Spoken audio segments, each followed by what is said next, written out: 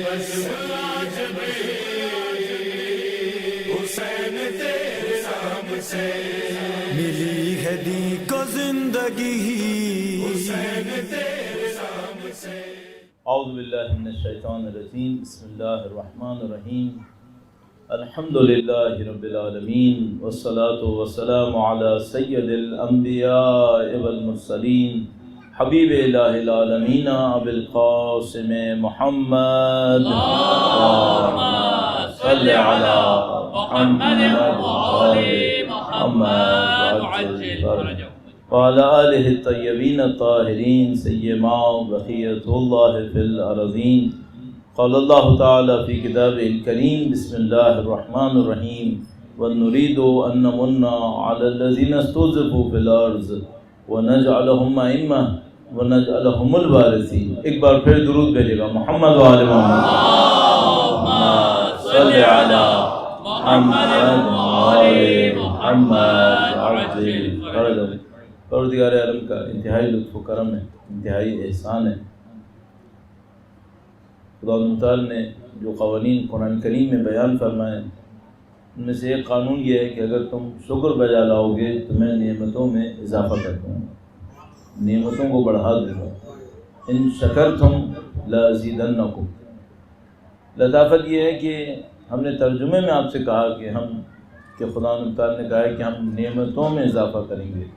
حقیقت یہ ہے کہ آیہ کریمہ میں نعمت کا لفظ نہیں آیا ہے، آیہ کریمہ میں آیا ہے کہ ہم تمہارے اندر اضافہ کریں گے۔ ان شکرتم لازیدنکم، اگر تم شکر بجا لاؤ گے تو یعنی ہم تمہارے وجود کو بڑھا دیں گے، ہم تمہاری طاقتیں بڑھا دیں گے، ہم تمہاری توانائیاں بڑھا دیں گے۔ یعنی خدا متعال گویا یہ ارشاد فرما رہا ہے کہ تم جو شکر بجا لانے سے پہلے تھے وہ کم تھے، شکر بجا لانے کے بعد تمہارا وجود بڑھ جائے گا۔ اب ہم جسمانی طور پر اگر وجود بڑھتا ہے تو اس کا قد بڑھ جاتا ہے، اس کا جسم پھیل جاتا ہے، کبھی اچھا ہوتا ہے کبھی برا ہوتا ہے۔ جو آدمی وزن کم کرنا چاہتا ہو اس کو بتائیں کہ شکر بجا لانے سے 10 کلو اور بڑھ جائے گا، وہ کہے گا بھائی یہ کیا ہو گیا۔ تو جسم کا بڑھنا کبھی فائدہ مند ہوتا ہے اور کبھی فائدہ مند نہیں ہوتا، لیکن انسان کے وجود کی حقیقت کا بڑھنا یہ ہمیشہ فائدہ مند ہوتا ہے۔ اگر وجود بڑھتا ہے تو کیا بڑھتا ہے اس کی حقیقت تو ہمیں بھی نہیں معلوم کہ کیا بڑھ جاتا ہے، لیکن ہمیں یہ پتہ ہے کہ وجود کے آثار میں علم ہے، وجود کے آثار میں طاقت ہے، وجود کے آثار میں بقا ہے، وجود کے آثار میں دوسروں کے لیے عطا ہے۔ تو اگر آپ شکر بجا لائیں گے تو یہ سب آپ کے وجود میں بڑھتا چلا جائے گا۔ اچھا، اب سوال یہ ہے کہ آپ کس کا شکر بجا لائیں گے تو کیا اثر ہوگا؟ تو اگر نعمت کوئی ایسی ہو جو 1 گھنٹے میں 2 گھنٹے میں ختم ہو جائے گی، اس کا آپ شکر بجا لائیں گے تو اثر پھر اس کے حساب سے ہوگا۔ لیکن اگر نعمت کوئی ایسی ہوئی جس کا تعلق آپ کی ابدی زندگی سے تھا، اب اگر آپ شکر بجا لائے اس نعمت کے اوپر تو کیا ہوگا؟ تو آپ کی ابدی زندگی بڑھ جائے گی۔ پھر جو اضافہ ہوگا وہ صرف 1-2 گھنٹے کا نہیں ہوگا، پھر آپ کے ابدی وجود کے اندر اضافہ ہو رہا ہوگا۔ بہت اچھا موقع ہے یہ جو شعبان کا مہینہ ہے، شعبان معظم اس کو کہتے ہیں، اور یہ جو ابتدائی ایام ہیں انتہائی خوبصورت، انتہائی پاکیزہ، انتہائی بابرکت ایام، عظیم الشان ہستیوں جن میں سے ہر ایک کے نام پر فوراً انسان کا دل چاہتا ہے کہ درود درود اور درود کے ذریعے سے اپنی زبان کو معطر کرے۔ عظیم الشان ہستیوں کی تشریف آوری کے ایام ہیں، بی بی زینب کبریٰ، مولا ابو الفضل عباس سید الشہداء صلی علی محمد آل محمد وعجل فرجہ۔ تو پہلا کام کیا کریں؟ پہلا کام تو اس بات کا شکر بجا لائیں کہ خدا نے ہمیں ان کی چاہنے والوں میں قرار دیا۔ سب سے پہلا کام تو یہ کر لیجئے، اور اس شکر کو بجا لانے کے لیے میرے جیسے کے پاس، آپ کے جیسے کے پاس اس سے بڑھ کر کوئی راستہ نہیں ہے کہ ہم ایک بار پھر درود بھیجتے ہیں۔ درود بھیجے گا، محمد صلی علی محمد وعجل فرجہ۔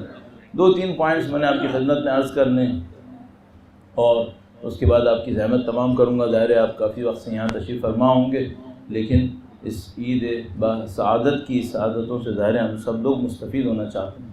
جو پوائنٹ مجھے آپ کی خدمت میں عرض کرنے ان میں سے ایک پوائنٹ انتہائی نفیس ایک روایت ہے جو سید الشہداء کے پاس آ کر کسی نے عرض کی اور سید الشہداء نے ارشاد فرمائی، وہ روایت میں آپ کی خدمت میں عرض کرنا چاہ رہا ہوں، بلکہ دو روایتیں عرض کرنا چاہ رہا ہوں۔ ایک کا تعلق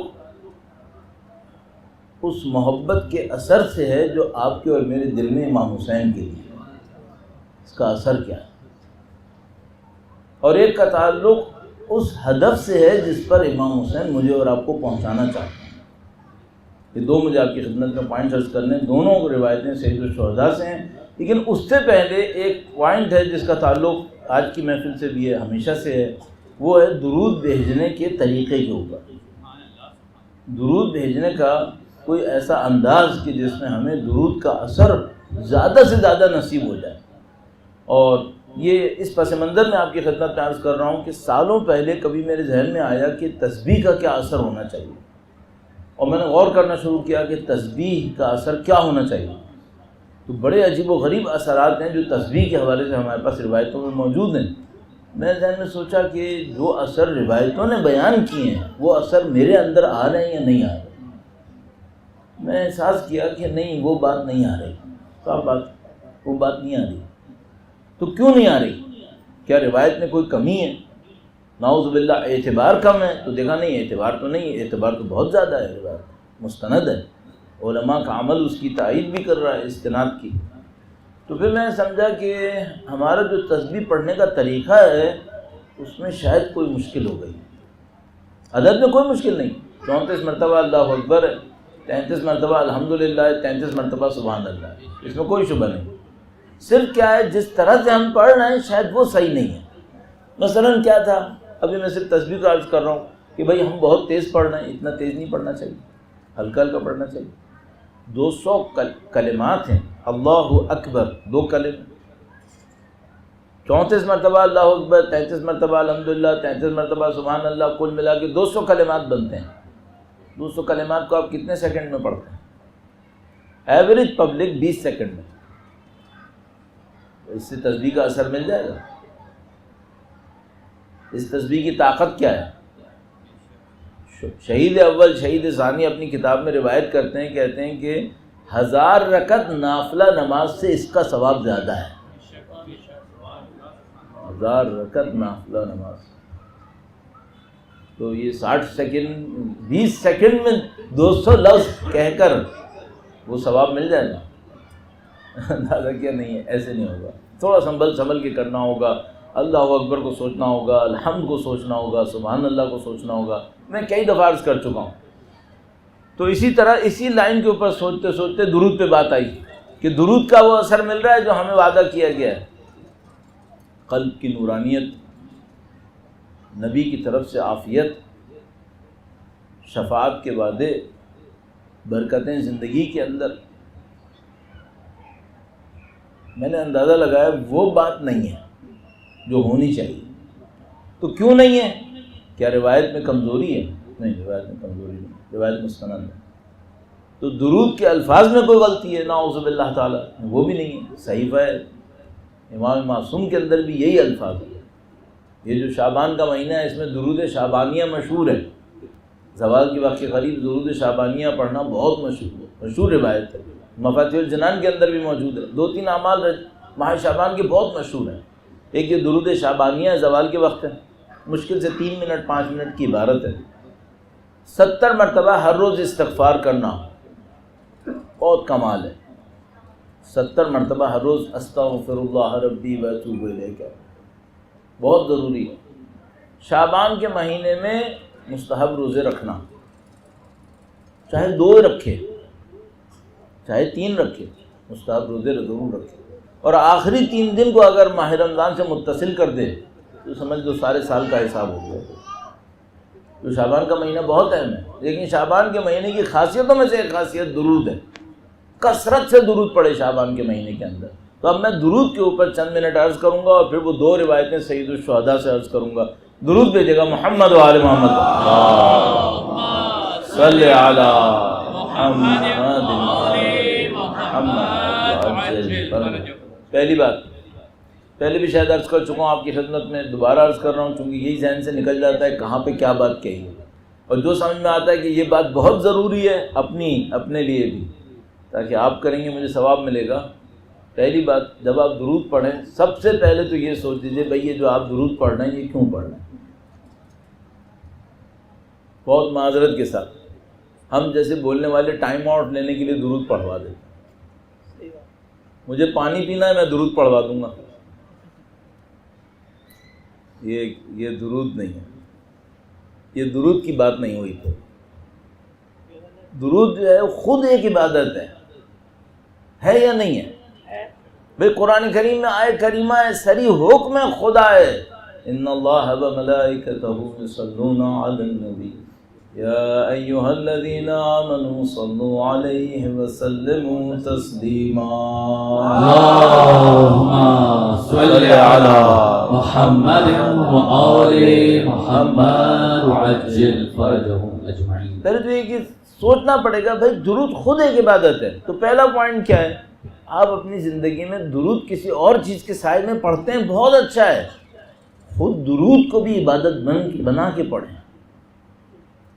مثلا آپ وضو کرتے ہیں بعض اوقات نماز پڑھنے کے لیے، خود وضو کرنا عبادت ہے یا نہیں ہے؟ خود وضو کرنا عبادت ہے. مثلا آپ نماز پڑھ کے فارغ ہوئے، آپ مثلا واش روم گئے، اب آپ کھانا کھانے جا رہے ہیں، وضو کرنا عبادت ہے یا نہیں؟ وضو کرنا عبادت ہے. اب جو وضو کریں گے نماز کے لیے پڑھیں گے آپ؟ نہیں. تو کیوں کر رہے ہیں وضو؟ عبادت ہے.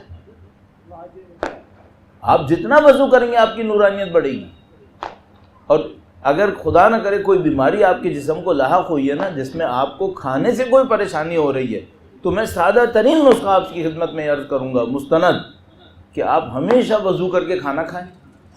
اور کوشش کر لیں، اگر آپ یہ کہیں بھی ٹرائی کر کے دیکھ لیجیے گا، آزما کے دیکھ لیجیے گا، ہر لقمے پر بسم اللہ کہیں. اس کھانے سے آپ کو کبھی نقصان نہیں ہوگا. وضو کر کے کھانا کھائیں، ہر کھانے پر، ہر لقمے کے اوپر بسم اللہ پڑھ لیں. یہ غذا آپ کو نقصان نہیں پہنچائے گی. ہاں اس میں خدا نہ کرے عمدن کوئی نہ اس نے غلطی کی ہو تو وہ ایک علیحدہ مسئلہ ہے. نہیں، آپ اپنی صحت کا خیال اس طرح بھی رکھ سکتے ہیں. اس کو آزما کے دیکھ لیجیے. میں تو سوچتا ہوں کہ پتہ نہیں کیوں ایسا نہیں کرتے کہ ہاسپٹلس کے اندر سارے بیماروں سے کہیں کہ بھئی کھانا کھانے میں ہر لقمے پر بسم اللہ پڑھ لو. پتہ نہیں کتنے امراض تو ویسے ہی حل ہو جائیں گے. پانی کے ساتھ یہ کریں، کھانے کے ساتھ کریں. تو یہ وضو کرنا خود عبادت ہے، بالکل عبادت ہے. درود پڑھنا عبادت ہے یا نہیں ہے؟ درود پڑھنا عبادت ہے. تو ضروری ہے کہ آپ کوئی اور عمل کریں جس کے پیچھے آگے درود ہو؟ نہیں، خود درود عبادت ہے. خود درود عبادت ہے. تو آپ اپنی زندگی میں ایک کام تو یہ کر لیجیے، روزانہ درود پڑھنے کے لیے وقت نکالیں. مثلا صبح کی نماز کے بعد 11 مرتبہ درود پڑھیں. کیا سوچ کر؟ سورہ فاتحہ سے پہلے بھی تو درود پڑھتے ہیں، بعد میں بھی پڑھتے ہیں. نہیں، اس کو نہیں. خود درود عبادت ہے، یہ سوچ کر. کیوں عبادت ہے؟ اللہ کا حکم ہے. قرآن کریم میں آیت نہیں ہے کیا؟ ہے. نبی نے نہیں فرمایا کیا؟ ہے. تو جو نبی فرماتا ہے وہ مستحب ہو جاتا ہے، واجب ہو جاتا ہے. اللہ کا حکم ہے. تو پہلی بات تو یہ کہ درود خود ایک عبادت ہے. نمبر 2، تھوڑا سا سخت بات، درود ورد ہے کیا؟ نہیں، درود ذکر ہے. ورد میں اور ذکر میں کیا فرق ہوتا ہے؟ ورد بغیر سوچے سمجھے کیا جا سکتا ہے، ذکر بغیر سوچے سمجھے نہیں ہو سکتا. ذکر سوچ سمجھ کے ہوتا ہے. تو مثلا میں آپ سے کہوں بھائی 100 دفعہ فلاں لفظ کہیں، 100 دفعہ فلاں لفظ کہتے وقت ہر وقت آپ کے ذہن میں ہوتا ہے اس کا معنی؟ نہیں ہوتا. آپ درود کے ساتھ یہ کام نہ کریں. درود سوچ سمجھ کے پڑھیں. اب چاہے آپ درود علیحدہ عبادت بنا کے پڑھیں، چاہے آپ درود مجلس میں پڑھیں، اور چاہے آپ نماز میں پڑھیں، درود کا مطلب سوچ لیں. یہ اہم ترین پوائنٹ ہے جو مجھے سمجھ میں آ رہا ہے اس وقت درود کے حوالے سے. تو 2-3 باتیں میں نے عرض کی. میں ہمیشہ یہ عرض اپنے لیے بھی آپ کے لیے بھی کوشش کروں گا کہ بھائی عمل کی کوئی بات ہوتی رہے. تو عمل کی 2-3 باتیں میں ابھی عرض کر چکا ہوں. ایک بات اور عرض کر رہا ہوں، آپ اور میں ہمیشہ کوشش کریں ہر ذکر اور ہر ذکر رکوع، ہر ذکر سجدہ میں درود ضرور شامل رکھیں. سبحان ربی العظیم بحمدہ 1 مرتبہ کہنا ہے، 1 مرتبہ کہنا ہے، 3 مرتبہ کہنا ہے، 3 مرتبہ کہنا ہے. سبحان اللہ 3 مرتبہ کہنا ہے. کچھ بھی کریں ایک درود ضرور لگائیں. درود شامل رکھیں. کیا ہوگا اس سے؟ آپ کا رکوع تو کیا کہیں پہنچائے گا جو درود پہنچا دے گا. محمد و آل محمد صلوات. اللہم صل علی محمد و آل محمد وعجل فرجهم. درود پتہ نہیں کہاں پہنچا دے. اور میں ہمیشہ درود پڑھتے وقت یہ بھی سوچنے کی کوشش کرتا ہوں کہ خدایا تو نے اگر قرآن کریم میں کہا ہے صلو علیہ وسلم تسلیما، صرف پاکیزہ لوگوں کو کہا ہے یا گناہگار بھی بیچ سکتے ہیں؟ کہیں لکھا ہے کہ میں صرف متقین سے کہہ رہا ہوں وہ بھیجیں؟ نہیں، کہا جس کے دل میں بھی ایمان ہے بھیجیں. خدا میں اپنے دل میں ایمان احساس کرنا چاہتا ہوں لیکن ہوں گناہ گار، میرا درود قبول ہے یا نہیں ہے؟ میں آج نبی کے سامنے پہنچ جاؤں اور نبی سے کہوں السلام علیکم ایھا النبی، یہ میرا سلام نبی قبول کریں گے یا نہیں کریں گے؟ گناہ گار سے بھی قبول کرتے تھے، پاکیزہ لوگوں سے بھی قبول کرتے تھے. ہر رکوع ہر سجدے میں رکوع شامل، درود شامل کرتے، درود کی نورانیت. اچھا درود پڑھتے وقت کیا کریں؟ اس کی طاقت بڑھانی ہے ہمیں. پہلی بات یہ سوچ کے پڑھیے گا یہ ایک دعا ہے، یہ ایک دعا ہے. مثلا جب آپ کہتے ہیں اللہم، اللہم عربی کا لفظ ہے، اس کا مطلب کیا ہوتا ہے؟ اللہم کا مطلب ہوتا ہے یا اللہ، یا اللہ. اللہم جہاں کہیں عربی میں اللہم آتا ہے اس کا مطلب کیا ہوتا ہے؟ یا اللہ. آپ اللہم کہیں اور یا اللہ کہیں اور اللہ کو نہ سوچیں. تو یہ بالکل ایسا ہی ہے، معذرت چاہتا ہوں اس بات کو برا نہیں، بالکل ایسے ہی جیسے میں آپ سے بات کروں اور آپ سے کہوں اور دیکھوں ادھر. معذرت کے ساتھ اگر میں یہی تقریر کرتے وقت سارے وقت یہاں دیکھتا رہوں، سارے وقت چھوڑیں، اگر ہر جملے پہ یوں دیکھتا رہوں آپ کو کیسا لگے گا؟ آپ بعد میں مجھے اعتراض کے لیے رابطہ کریں گے، کہیں گے مولانا یہ کیا کیا آپ نے؟ کلام تو آپ ہم سے کر رہے تھے، دیکھتے آپ وہاں پہ تھے، ہر جملے پہ آپ وہاں دیکھ رہے تھے. خدا ہم سے کہے گا یا اللہ کہہ کے بلاتے ہو، میری طرف دیکھتے ہی نہیں. اللہم کہتے ہو، یا اللہ کہتے ہو، سوچتے اپنے گھروں کو، سوچتے اپنی گاڑیوں کو، سوچتے اپنے کام کو. مجھے بلایا کیوں تھا پھر؟ تو بعض اوقات تو میں سوچنے لگتا ہوں پتہ نہیں ہماری عبادتیں یا نعوذ باللہ تعالیٰ اہانتیں تو نہیں ہیں ہماری، بے احترامیاں تو نہیں ہیں کہیں. تو عبادت کو عبادت کے طریقے سے کریں بھائی. آپ نے کہا یا اللہم اے اللہ، اب خدا متعال اپنے بندے کی یا اللہ کی پکار پہ کہتا ہے اے میرے بندے کہہ، اور میں کہیں اور دیکھنا شروع کر دوں. اللہ اکبر. بعض اوقات تو انسان یہی سوچ لینا کہ خدا کیا ہے اور ہمیں یہ کہہ رہا ہے کہ تم بھی مجھے بلا سکتے ہو. یا اللہ میں کون اور تو کون، اور میں بھی تجھے بلا سکتا ہوں. اور خدا نے متعال کہہ رہے تم مجھے بلاؤ نا اور تم دکھاؤ ذرا میں نے کبھی جواب نہ دیا ہو. ادعونی استجب لکم، تم مجھے پکارو میں جواب دوں گا. استجب نہ فرشتوں سے کہوں گا اس کو جواب دو، نہیں، استجب میں جواب دوں گا، میں جواب دوں گا. وَإِذَا سَأَلَكَ عِبَادِي عَنِّي إِنِّي قَرِيبٌ أُجِيبُ دَعْوَةَ الدَّاعِ. اے نبی جب بھی میرے بندے آپ سے میرے بارے میں سوال کریں میں قریب ہوں، میں انہیں جواب دوں گا. یا اللہ، کوئی بادشاہ یہ کرتا ہے کہ کوئی اس کو بلائے اور وہ جواب دینے کے لیے کھڑا ہو جائے؟ نہیں. یہ خدا کیا ہے؟ اب بھی اگر میں اسے نہ پکاروں تو قیامت میں اس کا حق نہیں مجھے سزا دے. میں نے تجھے سارے چانس دیے تھے، ایک دن میں کتنی دفعہ مجھے پکار سکتا تھا، تو نے پکارا. میں کہوں گا اے اللہ میں نے نمازیں پڑھی، تو کہے گا میری نمازیں، تو اپنی نمازوں کو خود دیکھ، تو نے کتنی دفعہ میری طرف دیکھا.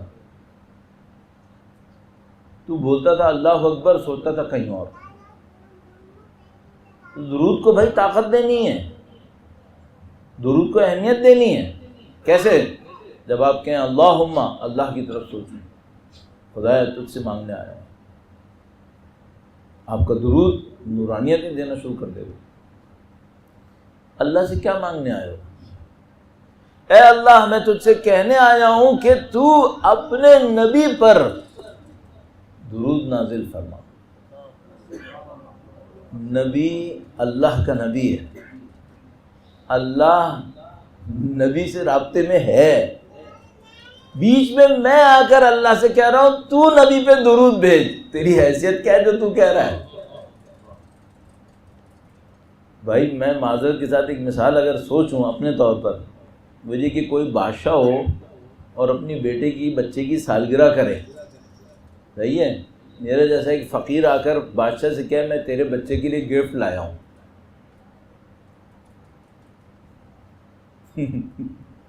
وہ کہے گا بھائی تو ہے کون، جو تو آیا کیوں ہے یہ بتا پہلے تو۔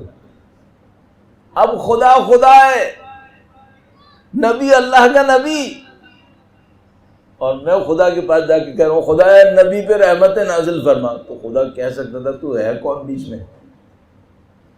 خدا نے کیوں رکھا دل؟ خدا نے اس لیے رکھا کہ نہ تو خدا کو پکار کے خدا کو کچھ دے گا، نہ تیرے رحمت بھیجنے سے میرے نبی میں کچھ اضافہ ہوگا، اس بہانے تجھے بہت کچھ مل جائے گا، تجھے کچھ مل جائے گا۔ ہمیں بھی اجازت دے دی، تم بھی درود دے۔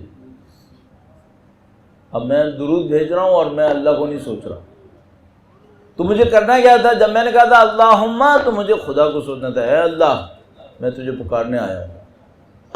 کیا کرے اللہ؟ نبی پہ درود بھیج، نبی کی ذات کو سوچا تھا۔ ابھی جتنے درود بھیجے ہم نے ان میں نبی کو سوچا تھا، پھر درود میں طاقت کیسے آئے گی؟ یہ وہ کام ہے جو کرنے کا کام ہے۔ مجھے آپ کو تقریباً یقین ہے، اپنے لیے تو مجھے 100% بھی نہیں کہتے، آدمی ڈرتا ہے، اپنے نفس کا تو پتہ نہیں ہوتا نا، لیکن پورا یقین ہے کچھ اور کام نہیں آئے گا، نبی کی محبت کام آ سکتی ہے۔ ہمیں پتہ ہے ہماری عبادتیں ناقص ہیں، ہماری نیتوں میں کھوٹ ہے، ہماری کمائیوں میں بہت مشکلات ہیں۔ خدا کے پاس پہنچنے کے لیے کیا ہے ہمارے پاس؟ واللہ سوائے محبتوں کے کچھ نہیں، سوائے احترام کے کچھ نہیں۔ خدا تیرے نبی کے چاہنے والے، تیرے نبی اور تیری اولاد نبی کو عزت و احترام سے دیکھنے والے، اس کے سوا کچھ نہیں۔ بس یہی سرمایہ ہے، یہی جو قصیدوں میں محفلوں میں بیٹھے ہیں محبت کا اظہار کرنے کے لیے، یہ ہمارے سرمایہ ہیں۔ باقی کیا ہے؟ باقی حکم خدا ہے، نہیں کریں گے جہنم میں جائیں گے، نہیں نماز پڑھیں گے جہنم میں جانے کا وعدہ ہے۔ سرمایہ کیا ہے؟ سرمایہ محبت ہے، احترام ہے، اور کچھ نہیں۔ شفاعت نصیب نہ ہو تو یہ عبادتیں کہاں لے کے جائیں گے ہمیں؟ کچھ نہیں پتہ، ان کا تو یہ بھی نہیں پتہ یہ قبول ہوں گی بھی یا نہیں ہوں گی۔ محبت کی صدقے میں تو قبول کروانی ہے ہم نے۔ تو جب اللہم کہیں، اللہ کو پکاریں، اور جب نبی کا نام لیں، کم از کم نبی کے روضے کو سوچ لیں، نبی کی ذات کو سوچ لیں۔ آل کا نام لیں تو کیا کریں؟ جنت البقیع سوچ لو، کربلا سوچ لو۔ آپ کا درود کہیں سے کہیں پہنچ جائے گا۔ تو اب میں نے اپنے لیے سوچا کہ جب میں درود بھیجوں گا تو کم سے کم یہ کروں گا، تھوڑا سا ہاتھوں کو پھیلا دوں گا، تاکہ مجھے یاد آئے کہ مجھے دعا مانگنی ہے اللہ سے۔ تو آپ سے بھی میں یہی عرض کروں گا کہ جو تجربہ میں خود کر رہا ہوں، شاید کہنے میں وہی کہے انسان جس پہ خود عمل کر رہا ہو، کوشش کر رہا ہو، میں اس کوشش سے گزر رہا ہوں، آپ کی خدمت میں بھی یہی عرض کروں گا، درود کو طاقت دیں، درود کو اہمیت دیں، اور ہر ذکر رکوع، ہر ذکر سجدے میں درود بھیجیں، اور کوشش کریں کہ درود مفہوم کے ساتھ ہو۔ پروردگار انشاءاللہ قبول فرمائے گا، بار دیگر درود بھیجے گا نبی اولاد نبی کو۔ صلی علی محمد آل محمد عجل فرجہ۔ انشاءاللہ پروردگار عالم اس درود کو آپ سے اور ہم سے قبول فرمائے، ہمیں رسول کے پسندیدہ درود بھیجنے کی سعادت نصیب فرمائے انشاءاللہ تعالی۔ ایک بار پھر درود بھیجے گا، محمد و آل محمد صلی علی محمد آل محمد وعجل۔ عظیم الشان تاریخیں، 3 شعبان کا دن گزرا ہے، 4 شعبان کی شب ہے۔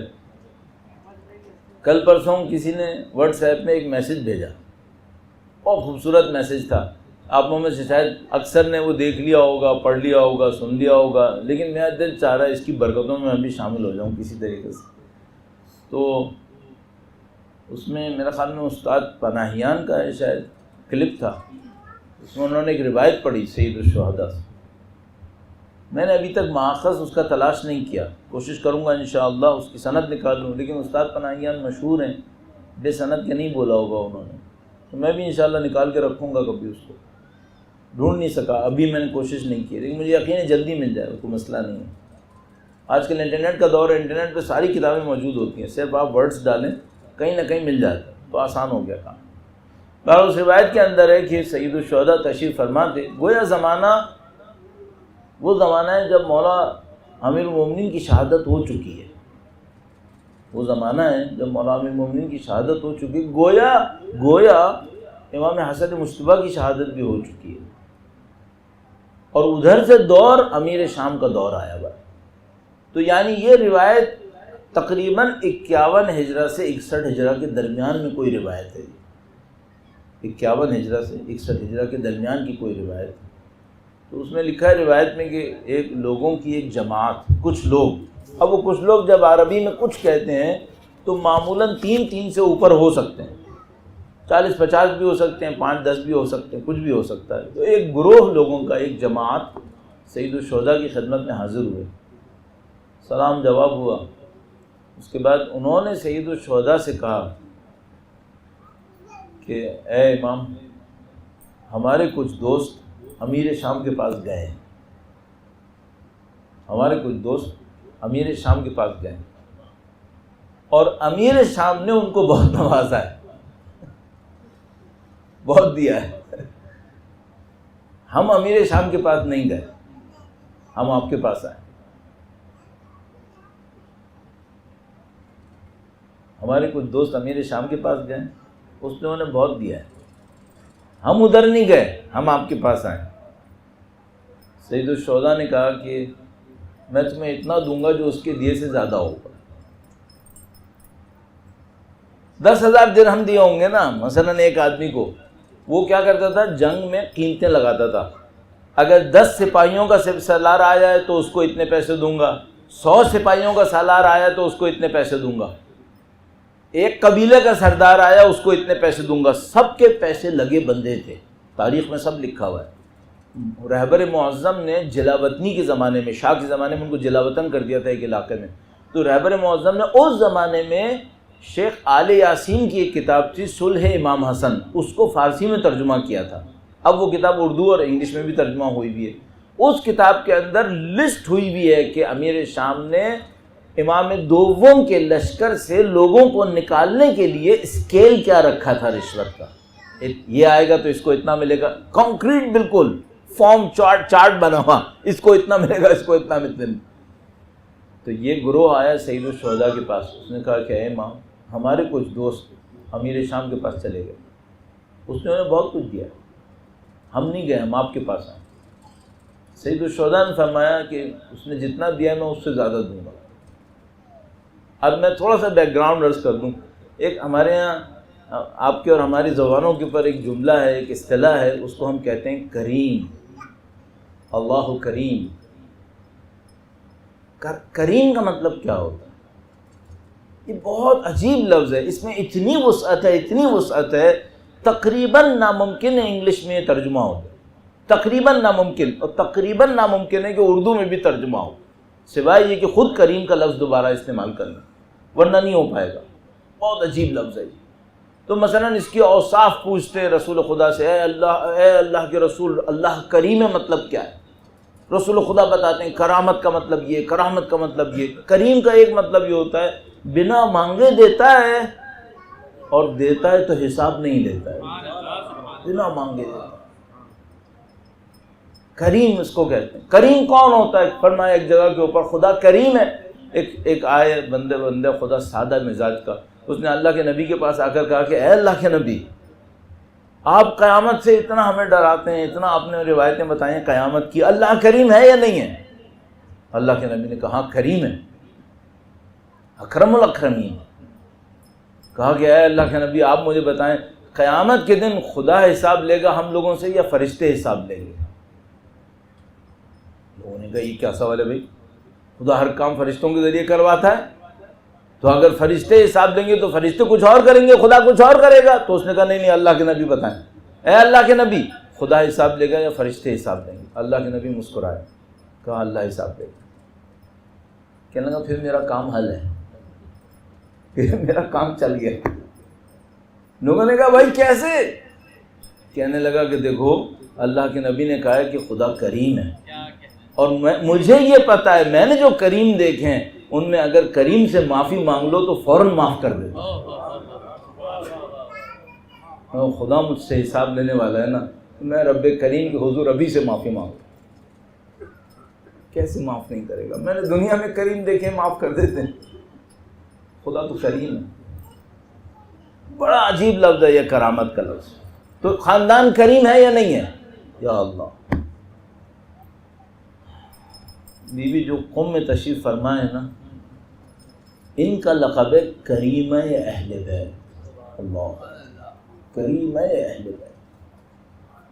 معصوم تو کریم ہیں ہی ہیں، یہ مخدرات عصمت و طہارت بھی کرامت پر فائز، یہ کریم ہے، خاندان کریم۔ اب سید الشہداء ہیں، ایک بندہ آیا ہے اور وہ کہہ رہا ہے کہ مولا میں نے آپ کی خاطر قربانی دی ہے، ہم نے آپ کی خاطر قربانی دی ہے، لوگ ادھر گئے ہم نہیں گئے، اور جہاں وہ لوگ گئے اس نے بہت کچھ دیا ہے۔ سید الشہداء کریم ہے نا، سید الشہداء نے فوراً کہا انہوں نے جتنا دیا ہے میں اس سے زیادہ دوں۔ یہ ہو ہی نہیں سکتا کہ یہ خاندان اپنے ساتھ نیکی کرنے والے کو اس سے کم دے جو دنیا کے پس لوگ دیتے ہیں، کیسے ہو سکتا ہے؟ اس نے سنا، اب ذرا سا ٹرننگ پوائنٹ ہے، اس نے سنا اس جماعت نے، تو ان کا کوئی ریپرزینٹیٹیو ہوگا، کوئی اسپیکر ہوگا، کوئی اسپوکس پرسن ہوگا ان کا، تو اس بندے نے کہا اے سبت رسول، ہم آپ کے پاس دنیا کے لیے نہیں آئے، ہم دنیا کے لیے نہیں آئے۔ یعنی ابھی نبی سید الشہداء نے فرمایا تھا نا اس نے جتنا دیا میں اس سے بڑھ کر دوں گا، تو وہ سمجھ گیا، اس نے کہا اے سبت رسول ہم آپ کے پاس دنیا کے لیے نہیں آئے۔ تو اس کا مطلب کیا ہے؟ سید الشہداء سے اس نے کہا کہ اے سبت رسول ہم آپ کے پاس اللہ کی خاطر ہیں، ہم آپ کے پاس رسول کی خاطر ہیں، ہم دنیا کے لیے نہیں آئے۔ اللہ اکبر، بڑا عجیب بیان ہے، آپ وہ کلپ ضرور دیکھیے گا اگر آپ کو مل جائے۔ استاد نے کہا کہ سید الشہداء نے زمین پہ دیکھنا شروع کیا، تو اس بندے نے کہا کہ اے سبت رسول ہم آپ کے پاس اللہ کی خاطر آئے، ہم آپ کے پاس رسول کی خاطر آئے، آپ ہمیں بتائیں گے ہمیں کیا ملے گا؟ ہم دنیا کے لیے آئے نہیں ہیں آپ کے پاس، اللہ کی خاطر آئے، نبی کی خاطر آئے، ہمیں کیا ملے گا؟ یہ آپ کے دل کا سوال ہے یا نہیں ہے؟ واللہ ایسا ہی ہے۔ ہم نے سید الشہداء سے دنیا کے لیے محبت کی، ہم نے اپنے بچے قربان کیے، ہمارے جوان شہید ہوئے، ہمارے بڑے شہید ہوئے، بڑے بڑے بزرگ شہید ہو گئے، علماء شہید ہو گئے، نوحہ حق خان، ذاکرین اور عزادار شہید ہوئے، ہم نے سید الشہداء سے دنیا کی خاطر رابطہ جوڑا؟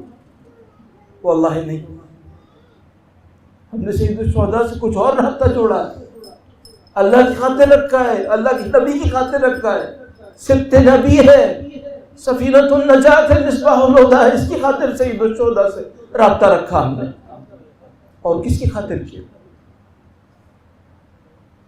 تو اس بندے نے کہا کہ اے سبت رسول، اے فرزند رسول ہمیں کیا ملے گا؟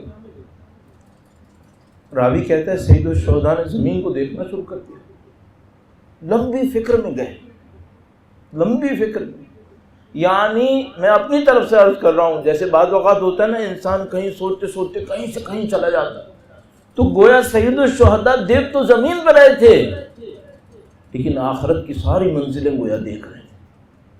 تو اس نے کہا سید الشہداء نے زمین پہ دیکھتے دیکھتے یوں زمین پہ ہاتھ پھیرا، جیسے مٹی کو برابر کر دیا، کہا قصیرۃ من طویلہ۔ کیا مطلب؟ یعنی بات تو بہت لمبی ہے لیکن تمہیں مختصر سا بتاتا ہوں۔ بات تو بہت لمبی ہے، کتنی لمبی ہے عزیزوں؟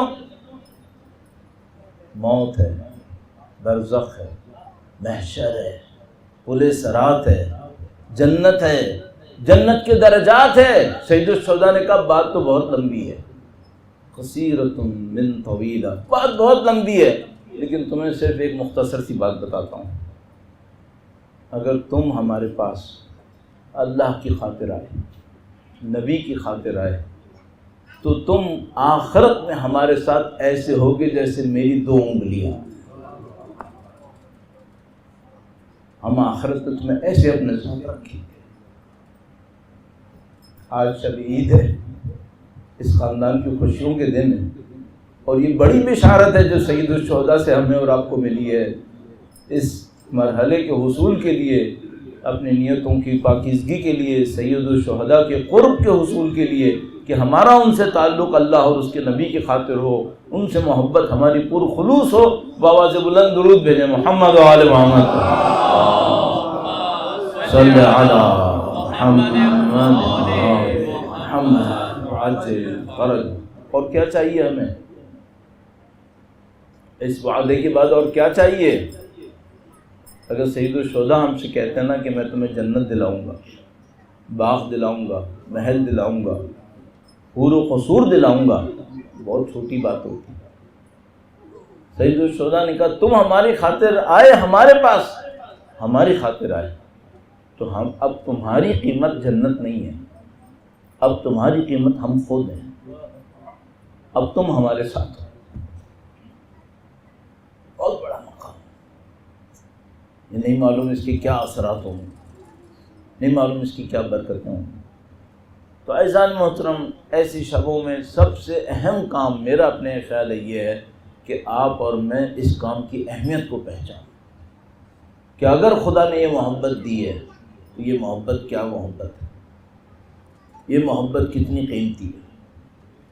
اور وہ جو ایک جملہ مشہور ہے نا، وہ شعر سبط جعفر صاحب کا، سبط جعفر صاحب کا تھا، کس کا تھا کہ اے دشمنی علی، کیا وہ تھا، مر لحد میں جا، وہ کیا ایک مصرع، ہاں کیا حسین، اگر شعر یاد ہے آپ کو کون سا تھا وہ؟ ہاں بول بول، ارے او دشمن علی تو مر ذرا لحد میں جا، پتہ چلے گا کیا حسین ہے، کیا حسین ہے۔ درود بھیجے محمد و آل محمد، صلی علی محمد و آل محمد۔ اتنی سی دیر ہے، ہاں، اور اس مرحلے میں، اور اس مرحلے میں کتنی دیر لگتی ہے؟ 3 منٹ بھی نہیں ہے، 3 منٹ سانس رکنی ہے یہاں پہ، 3 منٹ بھی نہیں ہے، ختم۔ پھر جو زندگی ہے وہ ایک اور زندگی ہے، اس زندگی کے لیے تیاری کر لو، ابھی موقع۔ سید الشہداء ہم سے کچھ چاہتے ہیں، یہ عظیم الشان ہستیاں ہم سے کچھ چاہتی ہیں، بس وہی بات انسان وہی کہتا ہے بھائی سب مختصر کر رہے ہیں، آپ کا بھی بڑا وقت لیا، میں نے ٹائم نظر نہیں آ رہا ہے، لیکن ہو گیا ہوگا، ہاں بس 11 بجنے والے۔ تو بس اب ایک روایت اور آپ کی خدمت میں عرض کرنی ہے، بہت ہی مختصر، بہت مشہور ایک روایت ہے، اس میں انسان کا وہ کیریکٹر نظر آتا ہے جو اہل بیت ہم سے چاہتے ہیں۔ دیکھیں خدا متعال نے اگر ہمیں نعمت دی ہے نا، تو ہمیں اس نعمت کا شکر بجا لانا، اور شکر ایک زبان سے ہوتا ہے اور ایک عمل سے ہوتا ہے۔ تھوڑی سی ایک عمل کی بات اور کر لوں، اور آپ کو میں نے بڑا وقت لیا، انتہائی معذرت۔ ایک بار پھر درود بھیجے گا محمد و آل محمد، صلی علی محمد و آل محمد وعجل فرجهم۔ اختتام انشاءاللہ اس خوبصورت قصیدے پر ہوگا جو انشاءاللہ ہمارے برادر محترم پڑھیں گے.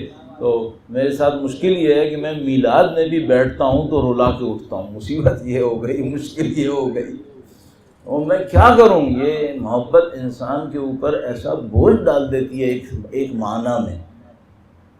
مجھے ایک بات سمجھ میں آنے لگتی ہے بعض اوقات نہیں کہہ رہا ہمیشہ, وہ یہ کہ ہم اگر یہ میلاد منا رہے ہیں نا تو پتہ نہیں کتنے پاکیزہ خون بہے ہیں تو ہم یہاں پہنچے. آسانی سے نہیں آئے یہاں. پتہ نہیں کتنے پاکیزہ خون بہے ہیں تو ہم آج یہاں کھڑے ہوئے ہیں کہ امام حسین کا نام لے رہے ہیں. نہیں معلوم کیا کچھ ہوا ہے.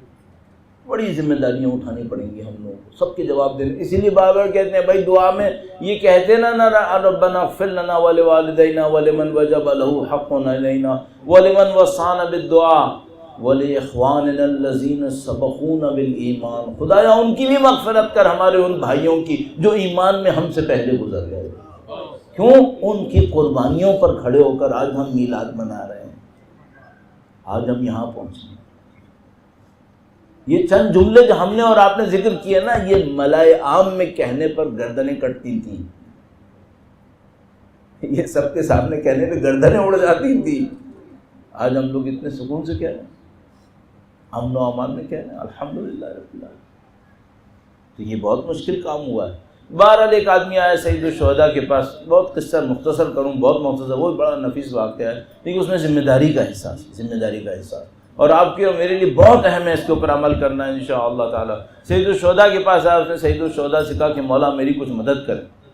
یہ خاندان کریم ہے, فوراً مدد کر دیتے ہیں. انہوں نے کہا مدد کریں. سید الشہداء نے عجیب بات کہی, کہا کہ مدد تو ہوگی لیکن حسب معرفت ہوگی, یعنی جتنی معرفت ہوگی اتنی مدد ہوگی. معمولاً نہیں کہتے ایسے, معمولاً نہیں کہتے. اس دفعہ کہا, اس کا مطلب ہے یہ معاملہ کچھ اور تھا, یہ شخص کچھ اور ہے, یہ تربیت یافتہ ہے, نہیں معلوم کیا معاملہ ہے.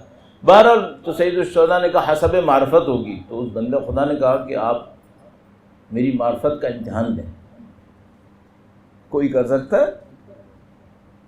کوئی کر سکتا ہے یہ؟ نہیں. اس کا مطلب ہے بندہ خدا کوئی خاص آدمی ہے. تو اس نے کہا کہ محترم انسان, کہا کہ آپ میری معرفت کا امتحان لیں. کہا ٹھیک ہے میں سوال کروں گا, تم جواب دو. کہا صحیح. سید الشہداء نے کہا بتاؤ انسان کے اندر بزرگواری کیا ہے, بڑی بات کیا ہے, کیا ہونا چاہیے انسان کے اندر. یہ بالکل کیسی بات ہے, وہ یہ کہ بھائی ہم لوگ اس سوسائٹی کے اندر 300-350 گھرانے رہ رہے ہیں, ہم اپنے بچوں کی تربیت کرتے ہیں, بیٹا تمہیں یہ بننا ہے, یہ بننا ہے, یہ بننا ہے. امام حسین پوچھتے ہیں بتاؤ تمہارے نزدیک بڑا بننا کسے کہتے ہیں, کیا بننا بڑا ہوتا ہے. اب ہم نے اپنے بچوں کو یہ نہیں سکھایا ہوا, بدقسمتی سے. ہم نے اپنے بچوں کو بتایا بیٹا آپ CA کر لینا یہ ہو جائے گا, بیٹا آپ جناب علی IT کی فیلڈ میں یہ کر لینا, بیٹا آپ مینجمنٹ کے اندر یہ کر لینا, بیٹا آپ یہ کر لینا, وہ کر لینا. ہم نے یہ نہیں بتایا جس کو سید الشہداء کہتے ہیں بڑا انسان. بندے خدا نے زمین پہ دیکھا اور جواب دیا بہت کیلکولیٹڈ. میں نے تینوں آپ کی خدمت میں جلدی جلدی عرض کرنا ہے. کہا کہ علم معہ حلم, علم ہونا چاہیے انسان کے اندر بردباری کے ساتھ, حلم کے ساتھ. شخصیت میں ایک وقار ہونا چاہیے. ایک دفعہ علم ہوتا ہے, علم کے ساتھ نمائش ہوتی ہے. علم ہوتا ہے لیکن علم بقاؤ مال ہوتا ہے. علم ہوتا ہے لیکن علم اپنی طاقت کو ثابت کرنے کا ذریعہ بنتا ہے. یہ علم نہیں ہے, یہ پستی ہے. ایک دفعہ علم ہوتا ہے, شخصیت میں وازن ہوتا ہے.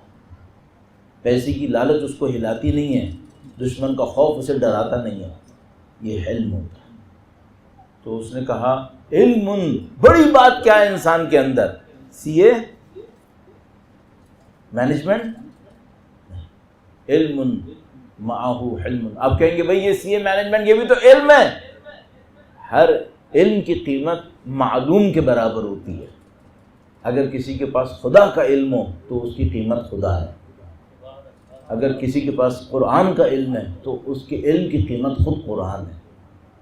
کسی کے پاس مرسیڈیز بینز کے انجن کی طاقت کا علم ہے تو اس کی قیمت کتنی ہے؟ مرسیڈیز بینز کے برابر ہو جائے گی زیادہ سے زیادہ، اس سے زیادہ تھوڑی ہوگی. علم معہ حلم، یہ مجھے اور آپ کو سیکھنا ہے. امام نے فرمایا تم نے جواب صحیح دیا، انسان میں بڑی بات یہی ہے. اچھا یہ بتاؤ اگر یہ نہ ہو تو کیا ہو؟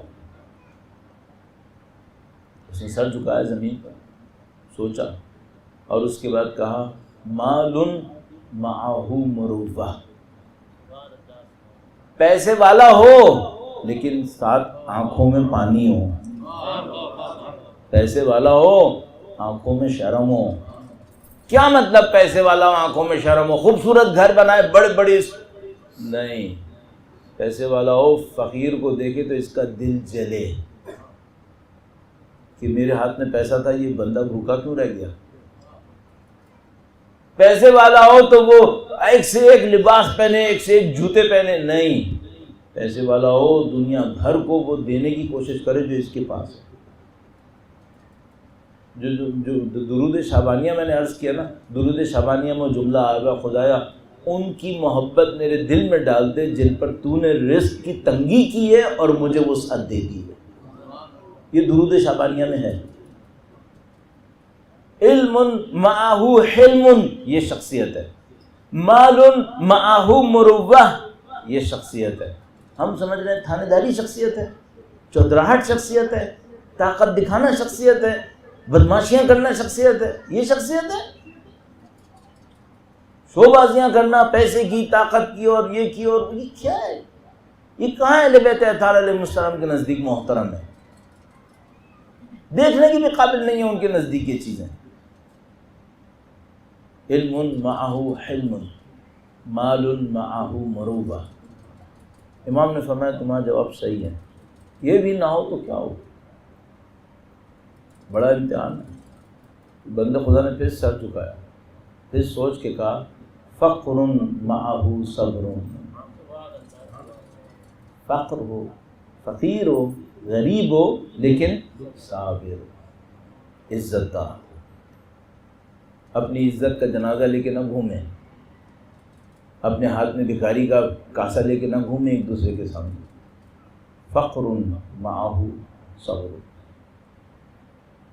امام نے کہا صحیح کہا، تم نے سارے سوال صحیح جواب دیا. تمہیں پتہ ہے اگر یہ بھی نہ ہو تو کیا ہو؟ تو وہ عرب ایک دم جوش میں آ گیا، کہنے لگا مولا اگر یہ بھی نہیں ہے نا تو پھر اس پر آسمان سے آگ برس جائے، اس میں کچھ نہیں ہے. ہم مسکرائے، کہا صحیح کہہ رہے ہیں، اس بندے کی پھر کوئی قیمت نہیں. اب آپ اور میں یہ طے کرنے ہم نے کس خانے میں فٹ ہونا ہے، کہاں فٹ ہونے والے ہو. بس ایک بات ہے، چوتھے میں نہ آنا. وہ بڑی گندی جگہ ہے، آسمان سے بجلی ٹوٹ جائے گی. زندگی میں نہیں ٹوٹے گی، مرنے کے بعد ٹوٹتی ہے.